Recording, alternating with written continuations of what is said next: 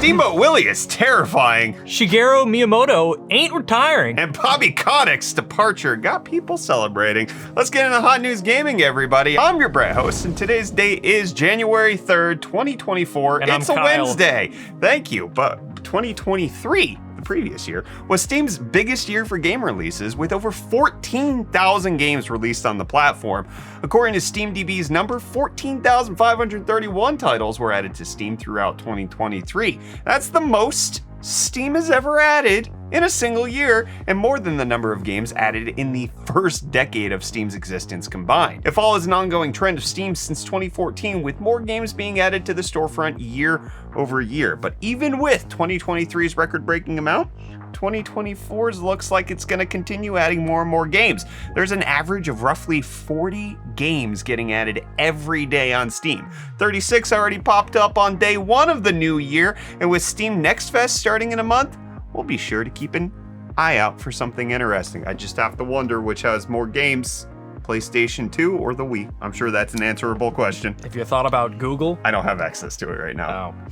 Well, I set you up because I said Wii, and now you can talk about Willie. Well, what is interesting is that Steamboat Willie, You're welcome. Yeah. see what I'm doing? Yeah, I is got it. now out in the public domain. Ooh. People already have game projects featuring Mickey Mouse's first incarceration. Oh, I think you mean incarnation. I think you mean inside of a carnation. That's it. One of those projects making waves is a new survival horror co-op game called Infestation Origins. Origins. That makes sense. Oh, you said making waves. Sorry. This game places you in the shoes of an exterminator alongside 3 other players as you attempt to conquer mysterious infections created by warped versions of classic characters and urban legends.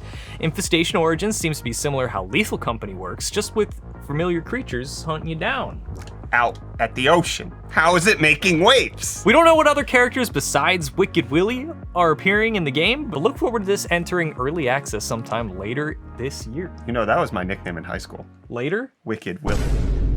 Steamboat Willie also has people excited about what developer NeoWiz could do with the property within the world of Lies of P. The developer has already hinted at Peter Pan's Neverland as a possible place for players to visit, but nothing's stopping Mickey's predecessor from being a major part of the sequel. But there's nothing stopping Square Enix from ruining its reputation, as if they didn't do that enough with the blockchain, as the developers have released its intentions of heavily implementing blockchain AI into its games with its latest New Year's letter. Like that letter. one Nelly song? On delay, mama, AI, whoa, what's poppin' tonight? I wanted to see how you brought that back around, and that was nothing short of perfection.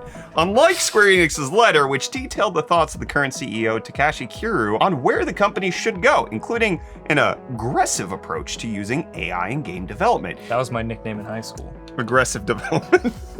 Like that one show. Kiryu wrote, the introduction of ChatGPT, which allows anyone to easily produce writing or translations or to engage in text-based dialogue, sparked the rapid spread of generative AIs. I believe that Gen AI has the potential not only to reshape what we create, but also to fundamentally change the processes by which we create, including programming. I tell you, the weebs are going to lose their mind if they use AI to reshape Tifa again. He goes on to write that they're looking to use AI to create new forms of content for consumers. Last year's letter, written by Square Enix's former CEO, infamously revealed his intentions to use blockchain, NFTs, and the metaverse in the company's future titles. That was clearly a total mistake, as all that nonsense died and the CEO resigned halfway through the year, but it seems like no one learned their lesson at Squeenix because they're all squeamish.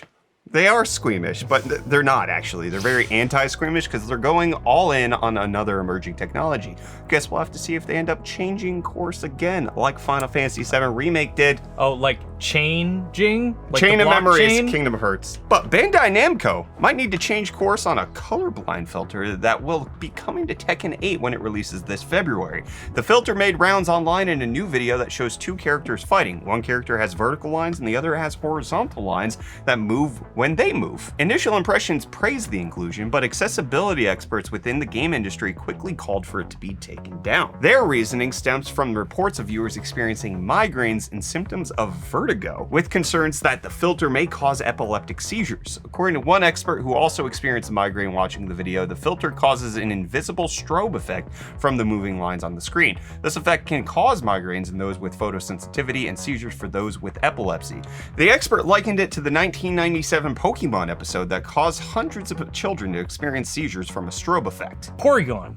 Yeah, that's right. That guy. You got it. Tekken 8's director responded with his own statement on Twitter saying that the filter only represents one part of the accessibility options available in the game. He says that many people who have played the demo enjoyed the options and that very few people misunderstand what the studio is trying. He insists they worked with medical institutions and communities to create the accessibility options and are still researching to add more. But his response doesn't mean the filter is getting removed, as experts suggest, and it will likely ship with the game's release. Hopefully, they realize it would be best to wait to fix the filter because it could be a bad deal if they don't. But what isn't a bad deal is this build your own PC game Reese? bundle. Is this Dealmaster? Should I don't throw the hoodie on? don't know. I feel strange. Okay. I feel I'm ready. fuller in the beard area today. If you go to fanatical.com, you can pick up the 7 games from a selection of 28 for a flat rate, and that rhymes. Thanks, Dealmaster. Price depends on how many you pick, but you can get games like Control, Death Stranding, Director's Cut, Ghostwire Tokyo, and Disco Elysium for as low as $7. 7 bonerinos! 7 bonerinos. As of recording, only 26 of the 28 are still available, so there is a limit to the number of keys for sale. You'll have until January 12th to make your bundle, so you better act quick. Well, someone who isn't in any hurry is Shigeru Miyamoto, who says he'd rather die before he retires. How do you do that before? You can't retire if you die before you retire. So you can't actually die before you retire. This is like a Scary Movie 3 situation. Because right you'll now. have never Yeah, retired. I got it. The 71-year-old icon has created some of the gaming industry's top franchises since joining Nintendo, or as I call them, Jerktendo, in 1977, but he still has the same passion as he did all those years ago. In an interview with The Guardian, Miyamoto said, "More so than retiring, I'm thinking about the day I fall over." And then retire? He needs Lifeline, Life Alert. Miyamoto has stopped being as involved with the game development side of things, instead helping to create this Super Mario Bros. Movie and the Nintendo attractions at Universal Studios Japan. And while these projects have proved fruitful, Miyamoto worries that new developers may not remember his hand in creating the franchises he helped create. When asked about the newer developers now making many of the decisions for the franchises, he said, "I really hope that the teams I work with at least remember me as the creator of these things." Listen, man, I know he's beloved in the industry, but at some point you gotta take Grandpa's license away. I mean, you don't. You're right. They'll just keep driving, and they'll get into accidents. And they'll keep ruining things. Anyways, while Miyamoto likely won't be forgotten for his driving or otherwise, many people may not remember that PlayStation's Horizon series was supposed to have a multiplayer game in development. Is Did that you what know we're this? calling it now? The Horizon series? I just call it Horizon Zero Dawn, and then when I remember I'm talking about the sequel, I go, wait, no, sorry, Horizon Forbidden West. I just say one of them and hope I'm right. The Aloy games. The Aloy games. Well, anyways, those games were supposed to have a multiplayer game. Cool. We don't have any new information about that project, but Then why are you talking about it? well, what I do have is new information about what looks like could be an MMO set in the Horizon universe. Ooh. That word you like. Is it a cinematic universe? No, it's a videogamatic universe, like the lady from Guardians of the Galaxy. According to this industry analyst on Twitter, a new game currently known as Project Skyline, not to be confused with City Skylines, is currently in development at developer NC Soft as an MMO RPG. That stands for Massively Multiplayer Online Role-Playing GARM. Call them a more. I might have gotten one word wrong in that acronym, but the game has apparently been developing since 2021 and may be titled Land of Salvation. I don't play MMO, so I'm good. Well, it's based on a domain registered by NCSoft. Cool. This info comes not even a month after Sony and NCSoft announced their partnership, which didn't detail what the agreement would be for. The new project won't be out until at least 2027, so get comfy, as efforts at NCSoft are currently focused on developing Aeon 2. You know, when I read that, it makes me want to go, Aeon! I got that Like- whenever you started yelling. Like a bird. But the most interesting part of all this news is that Tell the me. MMO will be on PC and mobile at launch and not PS5. That sound mobile? Gross. Given the timetable for this project, it would make sense that the PS5 wouldn't be a target for development, as we'll likely be seeing it on the PlayStation 6 instead, maybe. Maybe, I don't know. I think we're 2028 for the PS6. We might be. Why are you so aggressive about It that? also could be something completely different. You know, maybe they skip 6. Yeah, well, it's not been confirmed. But what has been confirmed is the celebration of Bobby Kotick's departure from Activision Blizzard. Wind it up. Developers took to Twitter during the holidays to express their joy at the disgraced CEO's permanent exit from the company, airing their grievances with him. They were supposed to do that on December 23rd. That's when Festivus is. Anyways, one dev explained how Kotick's decisions actively made Call of Duty worse over 2 entries, and it wasn't, apparently it wasn't the dev's fault, saying Bobby's decisions made our games worse. Riveting. Freaking Bobby. They also said they heard Bobby threaten to have an employee killed, to which they demanded his firing in the following all-hands meeting. In a video game. I'm gonna shoot you. In a video game. In real life, for real. In Minecraft. I'm like in Call of Andy Duty. from The Office. Another developer said that Kotick was the main reason for the terrible Overwatch 2 launch, unlike the fact that it shouldn't have existed at all, saying the former CEO refused to give the team adequate resources and time. This decision was made after being warned that the game would be review bombed for its state at the time. He would also make the community team respond to the toxic comments, despite the community manager trying to keep their team away from that negativity. It couldn't be possibly that Overwatch is just a bad game. It won Game of the Year in 2016.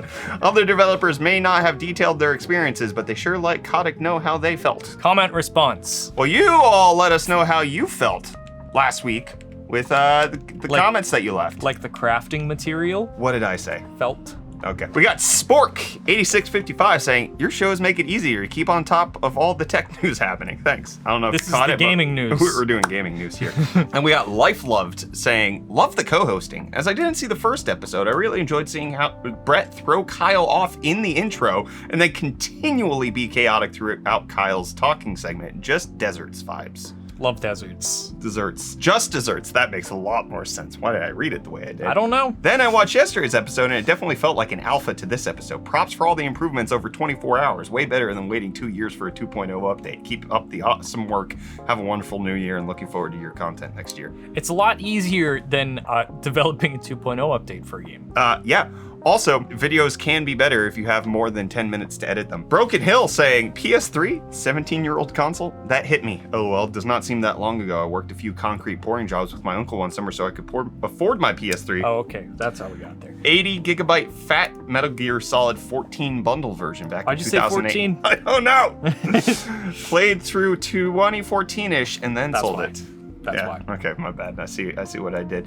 I also had, I don't remember what the storage capacity of my PS3 was, but we got it on launch day and we traded in, me and my best friend, both of our PlayStation 2s and all of our games. And he had a job at Chili's, so he paid the $100 left. It was a good time. Canine Chili 5 saying, hey, Chili, we did it. Saying, I think y'all should probably put out a PSA on the main channel reminding people about this channel. Always thought this was a good concept to have a separate gaming news channel, but then it stopped. Then GameLink stepped on the scene. LOL, either way, glad to see this going. See, that's the reason we don't announce it, is because we're not sure if this is a long-term thing. Not telling everybody, and even if we did, I have no problem like killing projects off.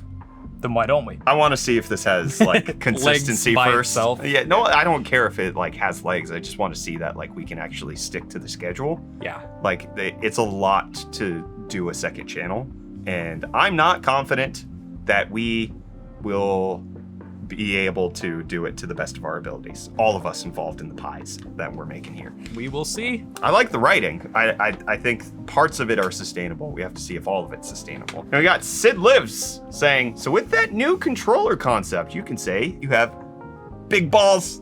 I don't know how big they are. Well, one of them was a They're giant. probably bigger than one. this one. Or bigger than this one. Look at. Stop doing that. No. You can't make me.